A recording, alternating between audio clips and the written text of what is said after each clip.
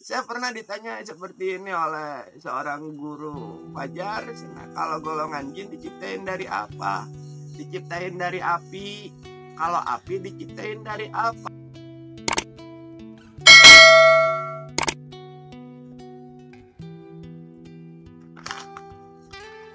Bab santet, pelet, perdukunan.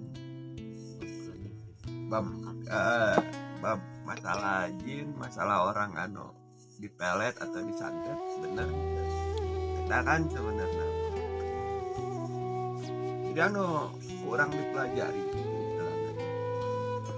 buka lain lain dukun lain, bukan dukun saja atau ahli-ahli supranatural yang bisa nyantet atau bisa pelet atau bisa ngirim energi negatif, tapi semua manusia tanpa disadari bisa melakukan.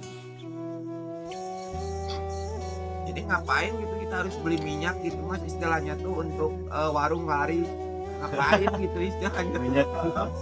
Kita harus minta bantuan dukun bahwa kita ada yang ngejailin atau seperti apa gitu istilahnya. Padahal yang nggak belajar kayak gitu juga, kalau dalam dirinya ada dengki, marah ke orang lain, itu memancarkan energi negatif ke orang lain. Itu seperti orang itu nggak nyaman gitu kalau di dalam hati kita penuh dengan kedengkian dan dendam.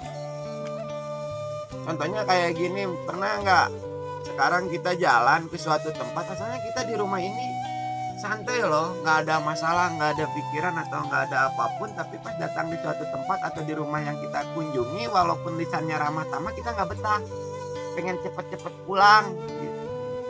Lisan bisa diukir dengan bahasa-bahasa yang bagus, tapi untuk masalah percikan hati yang bersih itu nggak bisa dibohongin loh. Berarti yang nggak belajar ilmu santet dan pelet juga ya sama, kalau dengki, dendam gitu, berprasangka jelek, itu akan memancarkan energi negatif ke orang lain. Dulu waktu masih zaman pesantren ada yang namanya pelet dari surat Yusuf Iskola Yusuf Liabi Yabiti ya Batini itu ada Sarawak Wasam Cawal Komaro itu beli sajidin gitu kan. Itu untuk kalangan santri itu terkenal untuk pelet, padahal bukan dari kalamnya. Karena keyakinan bahwa ayat itu bisa membuat wanita itu jadi suka ke kita, maka si wanita itu bakal jadi suka, karena pikiran kita waktu baca ayat itu diarahkan ke satu wanita itu, gitu kan, perasaan kita gitu kalau baca ayat itu, oh si cewek itu bakal suka. Itu yang dijadiinnya itu bukan dari ayatnya, dari prasangkanya, sama dari mindset dan pikiran kita. Padahal nggak pakai nggak baca ayat itu juga, kalau ingat gitu, ingatnya hati dan pikiran kita tuh hanya ingat ke satu cewek itu, maka akan ingat gitu. Terus benci, kalau kita benci sama satu orang nih, pikiran kita lagi benci sama orang lain, hati kita lagi benci, mikir ke orang itu akan kerasa sama orang itu, kalau ingat ke kita itu akan jadi benci, karena energi atau nurani atau nur cahaya dalam diri itu tanpa disadari akan memancar ke orang itu.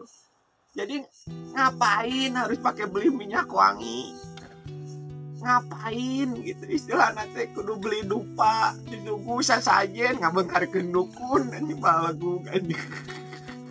Udah be, mending juga beli minyak wangi, pakai buat wangi-wangian, sholat ke masjid, Allahu Akbar, wah itu ngikutin tunah Kanjeng Rasul.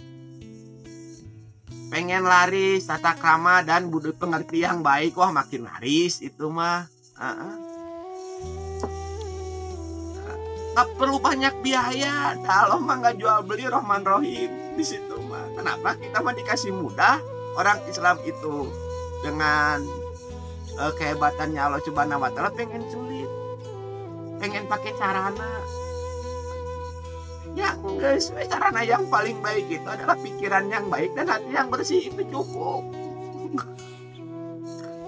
Beres segitu juga semuanya. Saya pernah ditanya seperti ini oleh seorang guru, "Fajar, kalau golongan jin diciptain dari apa?" "Diciptain dari api." "Kalau api diciptain dari apa?" "Tak semata-mata Allah menciptakan seluruh alam semesta dan isinya dari Nur Muhammad." "Berarti awal mulanya Nur Muhammad." "Ya, Nur Muhammad diciptain dari apa?" Nurullah, cahayanya Allah. Nurullah dari mana? Dari Allah. Kalau kita memerangi itu sama dengan memerangi Allah Subhanahu wa Ta'ala. Di saat kita baca ta'ud berlindung kepada Allah Subhanahu wa Ta'ala, siapa yang mau ngalahin? Katanya kita ta'ud, tapi kita bisa bantuan hodam, bisa minta bantuan dukun, minta bantuan ahli supranatural, kan nggak apa-apa kalau Subhanahu wa Ta'ala. Kan Allah yang maha gagah. Makanya ada yang nanya lagi, emang nggak pengen gitu kayak orang, kayak ahli-ahli supranatural gitu, memperlihatkan kesaktian, kegagahan gitu istilahnya. Sholawat untuk memperbaiki akhlak, zikir untuk memperbaiki akhlak, bukan untuk jago-jagoan. Ajaran turun itu untuk memperbaiki akhlak, bukan untuk menjatuhkan orang lain, bukan untuk masukin jin ke dalam botol. Tapi ajaran itu untuk memperbaiki akhlak. Apakah dengan kita bisa gitu ngebunuh seorang jin jadi pengabdian kalau Subhanahu wa Ta'ala? Emang jin diciptain sama siapa? Sama Allah juga gitu. Makanya cobalah akal dan pikiran kita sandarkan kepada Sang Pencipta kita. Toh murni kita insya Allah bakal selamat. Ud'uni astajib lakum, surat Al-Mu'min. Barang siapa yang meminta kepadaku, maka aku akan mengabulkan. Yakinin itu udah janji Allah mah pasti. Kalau sudah menjanjikan seperti itu, kita banyak minta ke batu, ke dukun, paranormal, ahli supranatural gitu istilahnya. Kita datang ke ulama-ulama untuk minta pencerahan bagaimana caranya bisa dekat dengan Allah supaya akhlak kita baik. Bagaimana caranya kita bisa mengikuti kekasih Allah Subhanahu wa Ta'ala, para nabi, para rasul, Nabi besar Muhammad SAW, para wali-wali Allah, supaya akhlak kita baik. Kalau akhlak baik jangan minta penglaris, ntar juga warung lari sendiri. Kalau akhlak baik jangan minta proyek banyak, ntar juga proyek datang sendiri karena kita bisa dipercaya. Sederhana sebenarnya ajaran itu untuk nyelamatin, tapi kita banyak kan repot. Aduh, ini air karomah nih gitu. Kita udah percaya sama air karomah, itu disebutnya syirik asgor, syirik yang lembut. Sandarkan ke Allahnya. Walaupun itu air karomah, walaupun kita minum air dari tempat karomah, tempat wali-wali Allah itu baik. Tapi ya Allah, dengan keberkahannya kekasih-kekasih engkau, moga saja air ini engkau bisa dijadikan obat supaya akhlak kita lebih baik.